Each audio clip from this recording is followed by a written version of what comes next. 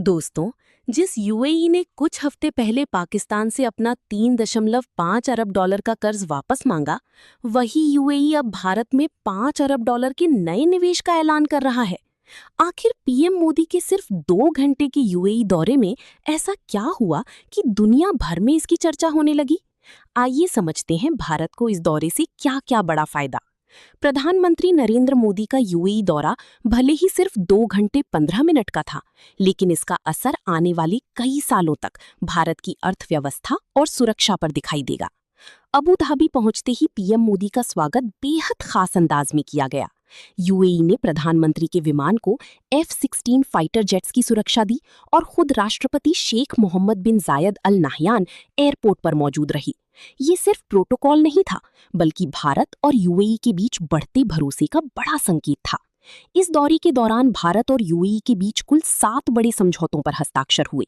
सबसे बड़ा समझौता भारत की ऊर्जा सुरक्षा से जुड़ा है।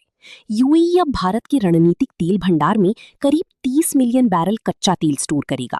इसका मतलब ये है कि अगर भविष्य में दुनिया में तेल संकट आता है, युद्ध होता है या कीमतें अचानक बढ़ती हैं, तो भारत के पास इमरजेंसी के लिए बड़ा तेल भंडार मौजूद रहेगा। यानी भारत अब सिर्फ तेल खरीदने वाला देश नहीं रहेगा, बल्कि अपनी ऊर्जा सुरक्षा को लंबे समय के लिए मजबूत करने की दिशा में कदम बढ़ा चुका है। इसके अलावा यूएई ने भारत में 5 अरब डॉलर के नए निवेश का भी ऐलान किया है। इससे इंफ्रास्ट्रक्चर, बंदरगाह, लॉजिस्टिक्स, टेक्नोलॉजी और मैन्युफैक्चरिंग सेक्टर में बड़ी प्रोजेक्ट्स आने की संभावना है। दिलचस्प बात यह है कि यूएई कभी पाकिस्तान का सबसे बड़ा निवेशक माना जाता था, लेकिन अब यूएई और पाकिस्तान के रिश्तों में लगातार दूरी बढ़ रही है।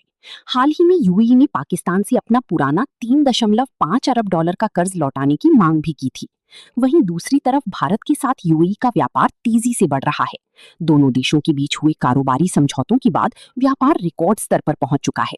यूएई पहले ही भारत में 100 अरब डॉलर निवेश की घोषणा कर चुका है, जिसमें से लगभग 20 अरब डॉलर का निवेश हो चुका है।